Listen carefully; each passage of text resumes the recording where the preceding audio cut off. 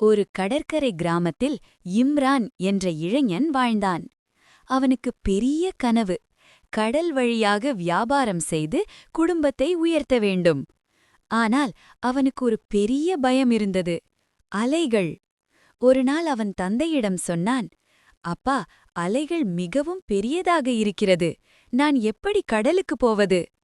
அவன் தந்தை சிரித்து சொன்னார், அலையில்லாத கடல் எங்கும் இல்லை, அலைக்கு பயந்தால் கடல் கடக்க முடியாது. அடுத்த நாள் இம்ரான் சிறிய படகில் கடலுக்கு சென்றான். முதல் அலை அவன் பயந்தான். இரண்டாவது அலை அவன் தைரியம் கொண்டான்.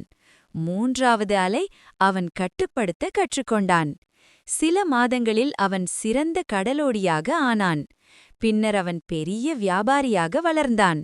ஒருநாள் கிராம இளைஞர்களிடம் சொன்னான், வாழ்க்கை கடல் மாதிரி, பிரச்சனை அலை மாதிரி.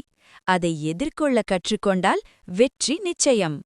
கதை நெறி: பயம் வந்தால் ஓடாதே, அதை எதிர்கொள்.